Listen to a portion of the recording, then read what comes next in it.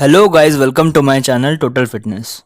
आज हम लोग बात करेंगे greatest classic physique body builder of all time Chris Bumstead के बारे में, जिनको हम सी बम के नाम से भी जानते हैं। क्रिस ने क्लासिक फिजिक कैटेगरी में लगातार 6 साल जीत दर्ज की और इस साल रिटायरमेंट लेके अपने फैंस को इमोशनल कर गए। पर इस साल वो मेंस ओपन कैटेगरी में compete करेंगे, जो होगा इवल्स प्राग प्रो, जो बहुत ही एक्साइटिंग होगा उनके फैंस के लिए। तो ये वीडियो क्रिस की पूरी लाइफ जर्नी बताएगा अभी तक, और आप लोगों को मैं बताऊंगा कि क्रिस इतने ग्रेटेस्ट बॉडी बिल्डर क्यों हैं।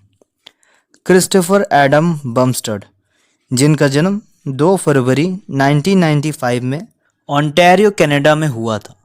क्रिस हाई स्कूल से ही फुटबॉल, बास्केटबॉल जैसे गेम्स में बहुत ज़्यादा इंटरेस्ट दिखाते थे।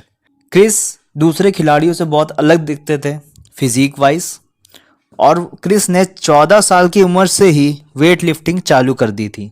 क्लास 9 से 12 तक के बीच में क्रिस ने अपना वजन 77 से 102 किलो तक कर लिया था, जिसके बीच में उनके लेग्स बहुत ही ज़्यादा डेवलप्ड और बहुत बड़े दिखते थे उस समय, क्योंकि क्रिस बहुत हैवी स्क्वाट्स लगाया करते थे। क्रिस इतने हैवी स्क्वाट्स लगाते थे जो 18-17 साल के लड़के नहीं लगा पाते थे उस वक्त, क्योंकि क्रिस टॉम प्लैट्स को अपना इंस्पिरेशन मानते थे और टॉम प्लैट्स के लेग्स के कारण पूरी बॉडी बिल्डिंग इंडस्ट्री उनको जानती है। क्रिस की फिजिक वेट लिफ्टिंग करते करते बहुत अच्छी हो चुकी थी और उनका बॉडी स्ट्रक्चर भी बढ़ चुका था, पर उन्होंने अभी तक किसी भी बॉडी बिल्डिंग कॉम्पिटिशन में कदम नहीं रखा था, जब तक उनकी मुलाकात नहीं हुई इयान वैलियर से, जो आज के समय में एक retired open category body builder के नाम से जाने जाते हैं। इयान उस वक्त क्रिस की बहन के बॉयफ्रेंड थे। इयान ने क्रिस के अंदर एक बहुत बेहतर बॉडी बिल्डर बनने का पोटेंशियल देखा और क्रिस के पहले कोच बने।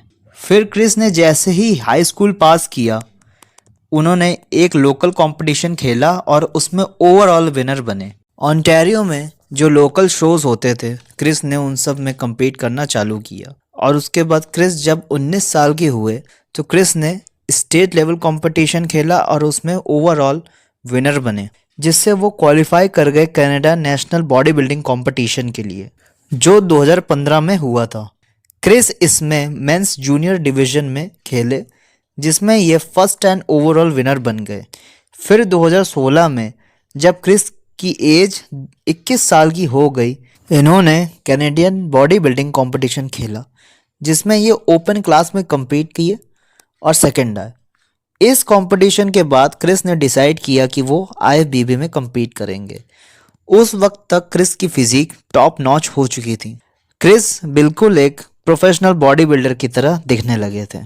फिर क्रिस ने IFBB के अंदर अपना पहला अमेच्योर शो खेला, जो था IFBB नॉर्थ अमेरिकन चैंपियनशिप, जो पिट्सबर्ग में हुआ था, जिसमें ये फर्स्ट एंड ओवरऑल विनर बने मेंस ओपन कैटेगरी में। फिर क्रिस ने 2016 में एक और कंपटीशन खेला, डायना कार्डियो क्लासिक, जिसमें ये पहली बार एज अ क्लासिक कंपटीटर उतरे, जिसमें इनकी 3rd प्लेस आई। क्लासिक फिजिक कैटेगरी उस वक्त एक नई कैटेगरी थी, जो इंस्पायर्ड थी आर्नोल्ड और फ्रैंक जेन जैसे बॉडी बिल्डर, जो एक स्मॉल वेस्ट और बिग लैट्स कैरी करते थे और बहुत ही एस्थेटिक लुक्स दिखाते थे स्टेज पे। क्रिस ने 2017 में IFBB का पिट्सबर्ग प्रो खेला, जिसमें ये फर्स्ट एंड ओवरऑल विनर बने और क्वालिफाई कर गए 2017 ओलंपिया खेलने के लिए।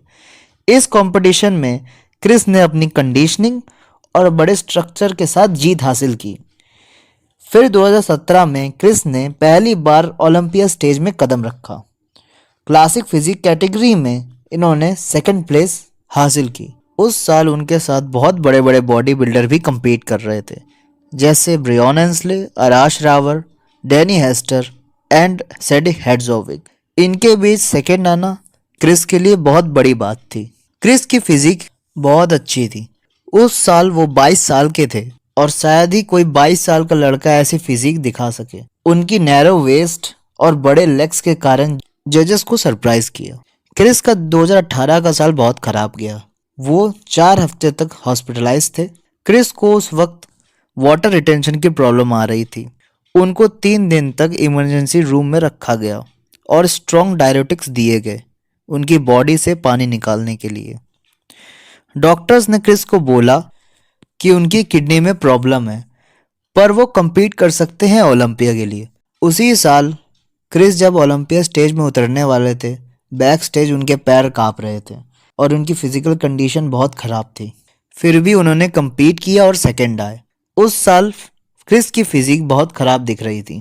क्रिस इन सब चीज़ों से बहुत निराश हुए, पर कभी हार नहीं मानी। अगले साल 2019 में क्रिस ओलंपिया में फर्स्ट आए और 6 साल लगातार क्लासिक फिजिक कैटेगरी में राज किया। क्रिस ने 13 अक्टूबर 2024 में अपना छठा टाइटल लेते वक्त ये अनाउंस किया कि वो अब इस डिवीज़न से रिटायरमेंट ले रहे हैं और ये मोमेंट बॉडी बिल्डिंग हिस्ट्री में one of the most emotional moment में देखा गया। फिर क्रिस ने अचानक 28 अक्टूबर 2024 में अपना ओपन कैटेगरी में डेब्यू की अनाउंसमेंट की, जिससे इनके फैंस बहुत ज़्यादा एक्साइटेड हो गए। क्रिस का ये कंपटीशन इसी साल इवल्स प्राग प्रो है, जिसमें ये ओपन कैटेगरी में compete करेंगे। क्रिस इस कंपटीशन में जीते या ना जीते, क्रिस एक ग्रेट बॉडी बिल्डर रहेंगे।